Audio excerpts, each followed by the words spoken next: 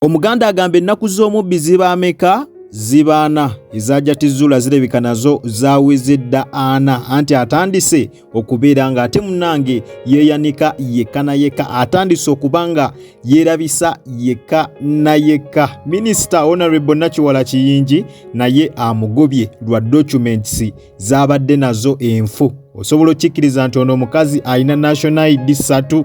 Kale kankulaga akatambi tweyongere maaso. Kubanga saati kyosezza ggulu. Twandowooza nti amateeka mu Uganda tulina amateeka agafuga amannya gaffe. Kati nze lubaga nti nze Florence Nakiwala Kiyingi. Omanya nti eryeddiini Florence, eryennakula nalyo ng'omukyala Nakiwala eriri ku academic certificates. Erya Kiyingi okuliteekako nteeka okubeera nga nafumbirwa omuntu oyo ate mu mateeka g'Abasiraamu bannaweebwa oba mba nina marriage certificate. Nze nalayira nenkola nafuna lawyer nkola oba bagiyita affidavit ninjitwalayo wali ku gundi nensasula baba ngamba ku sente tumeka awo nga ku gundi okasanyire kola bonita ndi wano we wati nabitwala ne bangamba bigenda Ntebe bwe biva Ntebe nina balinako kopi n'akatabo nakabalekera ebyange ngeri gyensembuka sijjukira wawe nabiteeka naye nga bo baasigaza gundi ezo kuba ne passport enkadde yalimu mannya malala yalimu kuliko erinnya eryaliko nendijjako erya kintu erinnya ly'oggwanga Nakizuula Kaziwe Satya kitegeerako.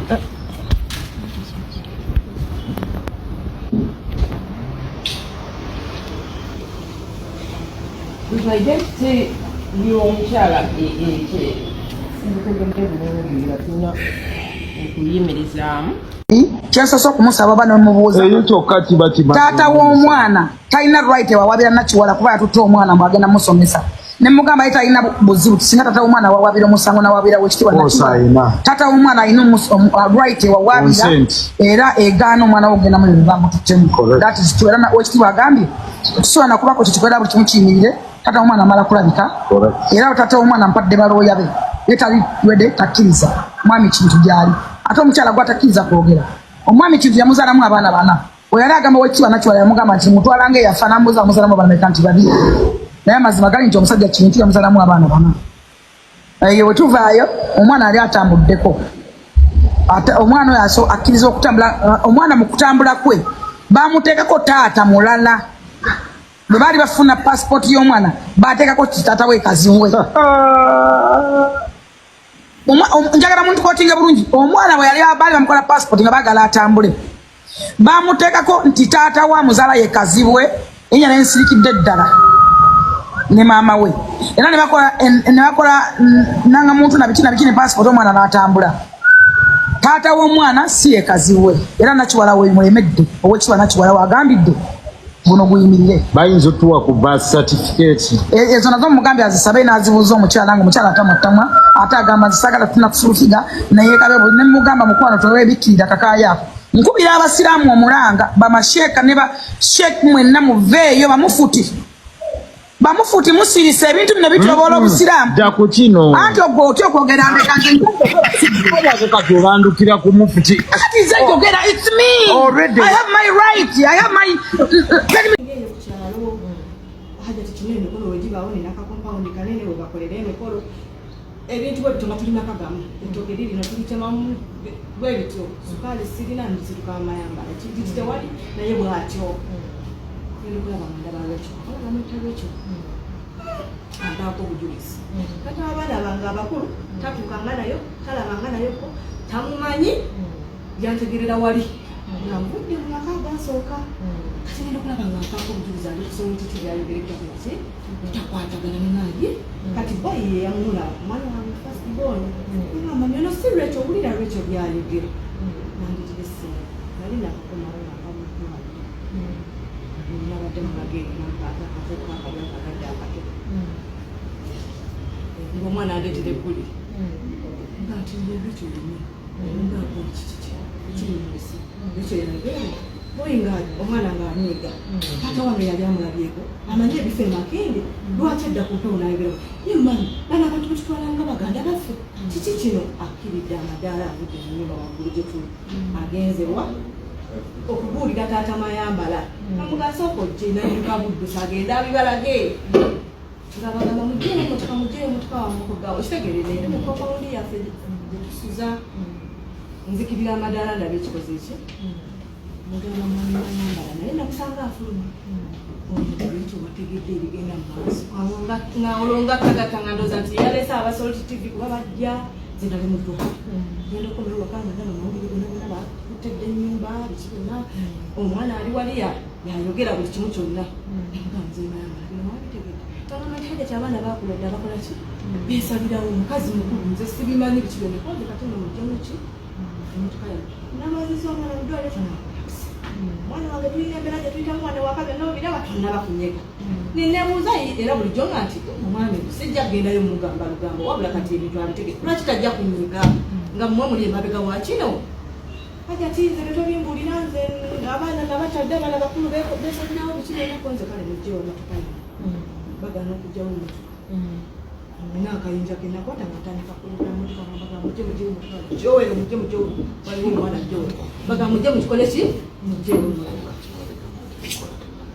abagana nakwira kiramaji emukubira amataja tezo nsonga ntono nnyo oba motoka gireke esulewo kere ku makya bakole ki konze nedda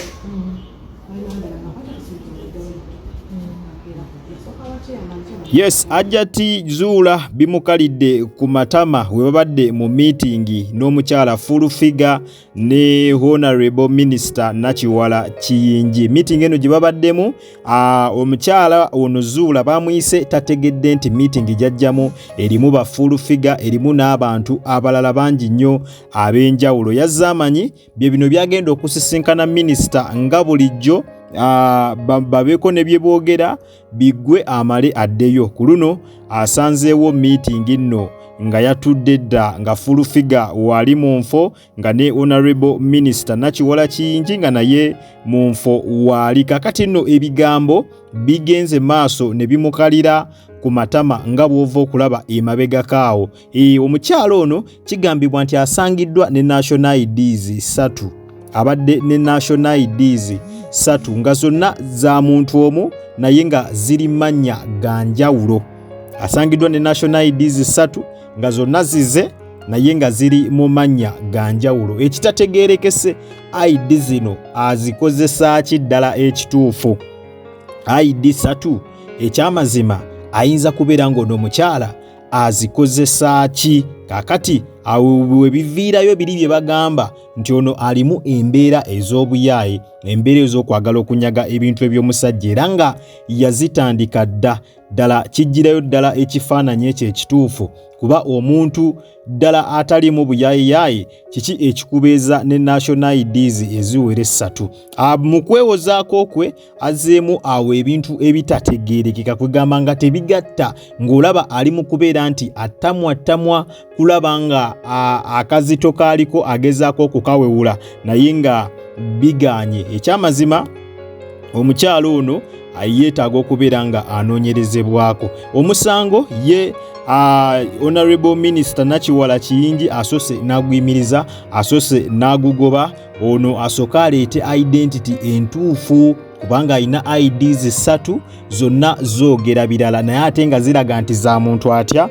Za muntu omu. Kati kitegeeza Honorable Minister abeera tamanyi muntu mutuufu gwali mu kudiringa naye kubanga oba olina documents 3 eza ID nga zonna zizo kitegeeza obeera mufere, obeera muyaayi awedde emirimu. Naye nga wetwogerera ensonga zikutte wansi ne waggulu era olwakino okutuukawo ye omukyala hajjati zuula ayongedde okubeera nga yeeyanika. Zino ensonga zonna bw'ozitunuulira n'obeera n'ozitegeera n'oyongera okuzekkaanya mu butuufu hajjati zuula atandise okubeera nga yeeyanika.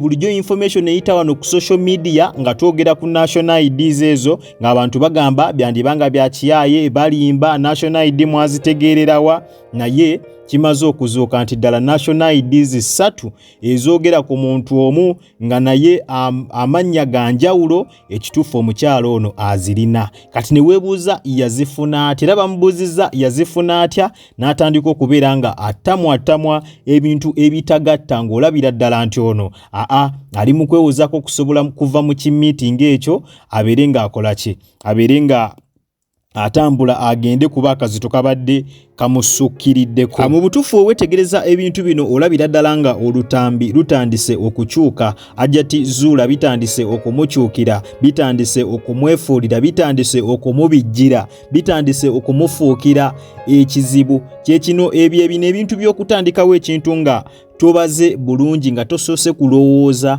nga tosoose tuula wansi ku pulaaninga batya bwe kigenda kubeera nga kitambula. Kakati zino IDs 3 omukyalo ono zaalina mu butuufu ze zongera okukakasa nti ddala mazima ddala ono omukyala aliko akabuuza kanene nnyo. Essaawa yonna ne taata w'omwana ensonga agenda kuziyingiramu mu bigambo bya full-figure bye muva okuwulira akakasizza nti bali in touch ne taata ow'omwana era nga taata w'omwana omutuufu taata wa Nisha si musanyufu wadde yadde n'akatono. Ensonga ku zimu ezimufuula obutaba musanyufu kwe kubanga ono omwana bamulinnyisa ennyonyi n'atambula n'agenda naye nga taata tategeddeeko ate ng'omwana omutaata neetuuka waaba agenda okutravelinga taata ayina rights era nga ayina okusooka okukkiriza nti omwana ayina okukola ki okutambula. Kakati omwana yatambula nga taata tabitegeddeeko nti omwana yatambula.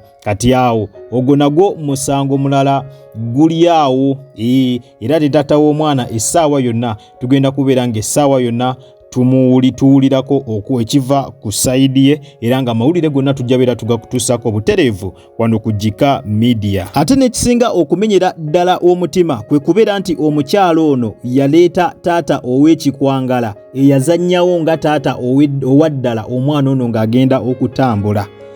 Taata ono omukyalo ono hajjati zuula yapanga taata ow'ekikwangala ajje azannyewo nga taata wa Nisha nga Nisha agenda okutambula. Kakati bw'ogattagatta ebintu ebifaanaganako bwe bityo omukyala zuula ko kalabika kaweddemu ddadda nga bw'okiwulira era singa asobola okuzza olutambi emabega nkiwa zuula singa asobola okwata olutambi luno n'aluzza emabega teyandisibye musajja era essaawa eno yandibanga yejjusa ensonga okubeera nga yasiba omusajja naye nga tekikyasobola ssaawa eno okugamba nti omusajja amute. Anyways katulinde tulabe wa gye binaggwera. Butereevu nyogera okujjukiza kyobadde ku Jika Media era nga gwe wena tanaba kulabika nga osubscribinga genda maaso subscribinge olikinge okommentinge ate era osharinge. Twetaaga kutandika all notification mbere butereevu ojja kubeera nga ofuna notification buli lwembeera nga nkutereddeyo video empya. Nakugamba wosanga kalango wonna tokaskipinga kubanga engeri gyonza okulabika nga ate munnange osupportingamu emirimu gyange gino. Kwatawo mu kigalo butereevu video ino ojja kubeera nga ogimperedde like mu abatulabira ebweru w'eggwanga kosa mmwe abatulabira ewaka mu ggwanga Uganda nyongera okwebaza timwebale nnyo mwebalire ddala temujjanga okwo omukama abampeera ekyo kye musingira ddala okwagala. Kale mubeere bulungi mweraba.